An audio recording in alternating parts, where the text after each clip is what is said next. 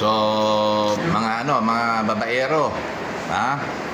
May tatanong ako ngayon kay Boss Ray. Siya magbibigay siya ng tip sa mga newbie kung paano magiging kapareho niya na magaling. Kunting tip lang, Boss Ray. Anong masasabi mo sa mga newbie natin? Anong gagawin nila? Kailangan, una, genetics maganda. Magaling ang lokman at tiyaga. No? Total, yung pagkain ng kalapate, pare-pareho yan. Kay maganda kalapate, kay pangit ang kalapate. Magsimula na kayo sa maayos na ibon. Ngayon, kung disease naman, napaka-kontis ng sakit ng ibon. No? Huwag lang ninyong pababayaan at konting tiyaga lang. May lalabas din ang maganda resulta. Hindi lang ako nagsabi niyan, lahat naman kaming magagaling na fancier. Hindi naman, baka mahaba na ang swerteng binigay sa akin ng Diyos. Sa totoo lang. Ay, dahil mabait ka, Boss Ray, kaya pinagpapala ka. Hindi, matagal na rin ako nasa itaas. Inaamin ko yun. Mabuti, napakaswerte ko, meron akong konting pambili. Kung hindi, isa na rin akong dumagsak. Salamat. Nagpapasalamat ako sa Diyos. Meron binigay sa akin. Nasa akin itong magagandang ibon. Nasa akin yung magagaling na lokman. Lahat na. Konting tiyaga lang. To be a good fancier, sa tingin ko, ito ang kailangan natin. Konting tiyaga. Huwag tayong magpa-slave sa mga alaga natin. Hindi sila boss, tayo ang boss. Kung ano gusto natin, tayo masusunod. Yun, ha? Okay. So, another question, Boss Ray. Kasi maraming natatanong din sa akin, wala namang alam, kaya sa'yo ko na rin tatanong. Sa anong oras nyo pinapakain ng ng ibon sa umaga? Yung akin, pagkatapos lumabas, saka sila kakain. Mga anong oras nyo pinapalabas yung ibon? 7, 8 o'clock in the morning, then lipad na isang oras, tapos kakain na sila nun. Okay. Then, tanghali. How many times na pinapakawalan mo ibon? Isang umaga, isang hapon. Okay, isang umaga, isang hapon. Anong ibon niya, Boss Ray? Ito, dalhin mo na lang pare. Huwag mo na sabihin kung anong lahi. Para sa akin ba yan? Oo. Ayun, oh. Hindi kasali sa Metro Bank. Ay, sa ano ito? Hindi Bangko Pilipino ito, tsaka hindi Manila Bank. Yan, para sa akin daw yan. Isa pa yan. Alam ko, dalawa yan eh. Thank you, Boss Ray, ha? Oo. Okay. Then, tanghali o afternoon pinapakuha. Hindi ako naglalabas ng tanghali. Hapon. Hindi ako, basta't umaga, hapon lang. Then, sa training, halimbawa, siyempre, before na club training, nag-certus kayo. Club training, hindi ako sumasama sa pagka malapit, ako nagte-training dahil Manila Angeles, lagi naman ako nagbibiyahe ng Manila Angeles. Especially pagka North Race, no? Oo, pagka North. Ngayon, pagka training, depende. Pagka medyo tamad-tamad ang ibon, magpapahinga o kung hindi lumilipad sa bahay, mag-self-toss ako. Kung hindi, pag lumilipad sa bahay, mahal na gasolina ngayon, mahal na din yung toll gate. Sa totoo lang. Medyo doon na lang sa bahay. Pero awa ng Diyos, nakakapasok pa naman ng top 20, top 30 sa PHA. Then how about during the race, naklimit-toss pa rin kayo? Nagmi-mid-toss na ako pagka... How many times a week? Minsan. Kadalasan, minsan lang ako mag-mid-toss eh. Once a week lang. Baka Once a week lang. during the race na. During the race na. Once a week. Hindi ako nagdadalawa. Okay. Minsan pagka malayo na siguro at maganda lipad ng ibon, magdadalawa ako. So, mga gaano kalayo ang mitos mo? How many kilometers? 70-80 kilometers. So, mga 1 hour flight lang. 1 hour flight na. Okay. Hindi naman kaya pa rin nangungutos. Para hindi rin may stress yung ibon, no? Oo, tsaka hindi ako naniniwala. Once in a while siguro pagka maganda ibon.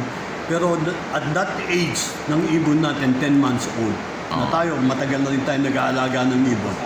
Yung 2 oras na lipad ng ibon, hindi na makakayanin. No? Totoo yun. So, Boss Ray, naniniwala ka ba na kaya nung lipat ang ibon na 4 na oras sa walang hinto, walang bugaw? Hindi, may issue kasi ngayon pinakawayan sa Facebook. Kaya daw lumipad ibon niya. 4 na oras, walang hinto, walang bugaw. Pare, Straight. baka hindi niya nakikita nasa kapitbahay nakaupo lang. No? Ngayon, Yan, lang ako kasi may nakaaway na sa Facebook May nakapaputol pa ang daliri, baka sa kanila magagaling yung ibon nila. Mm. For me, sa opinion ko, based on my experience, lilipad lang ng 1 oras. Okay na yan. Oo. No? Kasi yung 1 oras, hindi madali, especially at 10 months old na yung ibon. No? Alam natin lahat yon. Ngayon, pag lumipad siya ng kalahating oras, bumayo, tapos bumalik, tapos umalis na naman, expected na sa top 20 ng PHA, papasok yan. Okay. Pero kamo, kung 5 minutes, hindi mo na nakita, nandun pala sa kapitbahay, sa tataas ng mga building dito Manila. sa atin, hindi natin nakikita. Kaya nga, Oo. kaya. Nakikita ko yung lipad ng ibon na dumadaan sa amin yan. Malapit na si Boss Ray sa akin Sa akin yun ang opinion ko ha. Pero kamo, yung 4 na oras, hindi siguro kaya. Ay, kahit na inakay. 3 oras. Dalawang oras. Ay, hindi ko na alam ha. Sa totoo lang kasi, baka 3 oras, hindi na babalik yun. Nawala na. No. Pare, ito, sa tagal ko nag-aalaga ng kalapate, hindi pa ako naka-experience na gano'n. Meron talagang, kasi nakabukod yung babae lalaki, merong kalapati na, let's say, babae, lumipad, pumasok na yung babae, siya ayaw pang pumasok. Pag nakasama na yung lalaki, lilipad pa. Hanggang ganun lang. Pero kamo yung 3 oras, 4 na oras. Walang bugaw yun. Basta straight 3 hours. Hindi kaya. Baka, aywan ko hindi sa akin hindi ko na-experience yun. Aywan ko kay Rudy, baka ako hindi ko kaya yun. Honest to goodness, hindi ko kaya yun.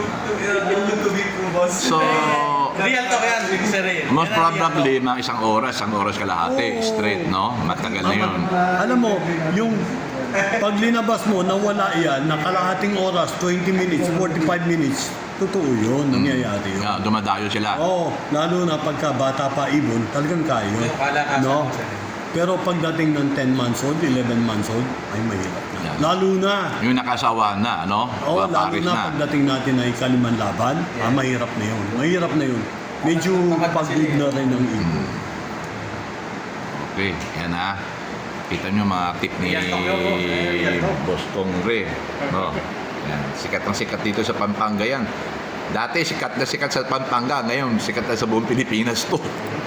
Lalo na sa MacArthur Race. Alam mo, Boss Ray, yung sa MacArthur Race, naka-13 MacArthur na tayo, no?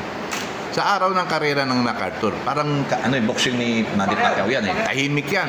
Tahimik yan. Lahat yan nakatutok sa resulta ng MacArthur. Ganon kasikat ang MacArthur. Lahat yan. Sa tingin ko, hindi lang dito sa Pilipinas. Iba sa ibang bansa yan. Minomonitor niya yung MacArthur Race natin. Kasi MacArthur Race na talagang pinakamaganda na nagawa ng PHA para sa pangmasa, di ba? Isipin mo dati gusto nila MacArthur, yung first year ng MacArthur, gusto ng ibang mga member natin, mga trustee, i-clock daw tayo. Sabi ko, no, hindi pwede. Alam mo, yan ang naging issue namin sa PHA nun. Nung sinuggest ni Peter Yap nun, dahil meron tayong board of trustees na matanda, no? Yung may mga senior na. Ngayon, ang tanong ko sa kanila, are you willing na magte-text tayo? Ganun lang kasimple. Pagka pumayag kayo ng magte-text tayo, susunod sila. Kasi wala silang pambili ng e-clock at the time. No? Ngayon, yan pwede rin natin gawin sa norte. No? Kung kaya natin gawin sa south, kaya natin gawin sa norte. Yung national race. National race. Gusto ba na nakaroon tayo ng plano, no, na national race sa Batanes? Pero ang kausap ko si Victor, ang Batanes ang hirap. Walang permanent na schedule ng yung barko na pupunta doon. Tapos madalas pagdating doon may bagyo. Hindi natin mabitawan. Kaya mahirap. Yung Basco, mahirap. Mahirap talaga. Pero pwede natin gawin sa Metro Manila, let's say, we have 8-9 different club. Let's say, magbigay tayo ng konting fee sa entry fee. Pare-pareho program natin, pare-pareho time ng release natin. No? Total, kukuha naman lahat ng shipping permit yan eh. Yes. Bago tayo makakaalis, may shipping permit lahat yan eh. Pwede naman natin synchronize lahat yung time, tapos yung results, isa lang ang program natin, no? Pero yun lang, dahil Ano mo, Boss Ray, ngayon, anyway, nasabi mo na. Siguro mga 5 to 6 years ago, nasa isip ko na, even na one race lang, one lap lang, lahat ng club, sabay-sabay natin bibitawan. Same time, ha? Same time. Even just for documentary. Napakita natin sa buong mundo na ganyan na karami ang nakakalapati sa Pilipinas. Diba? Kailang ito happen, ibang club, ayaw ng ganun. So, hindi natin sila pwede pilitin, di ba? Pero maganda na isip mo, Boss Ray, di ba? alam mo kung yung ibang club ayaw nila, eventually, papasok din sila, maiinggit din sila eh. Sa totoo lang, yun lang, hindi na natin kaya yung north saka south sector dito. Talagang kailangan lang. NCR lang. NCR lang. Ngayon, yung NCR, hanggang ilang kilometer radius lang tayo. Let's say, dahil problema natin, daanan daw ang Cavite, kung hanggang saan lang yung Cavite. pwedeng distance natin. Yes. Yun lang, matrabaho lang ito. Anyway, sa tingin ko, manual can do it. At marami na rin tayong mga fancier na magagaling mag-program ng computer. No? Oo nga, boss eh. Sana matuloy yung ganun. Para lalong, para lalong lumaki yung pigeon industry natin dito sa Pilipinas. Alam mo, Di ba? pare, sarap. Alam mo,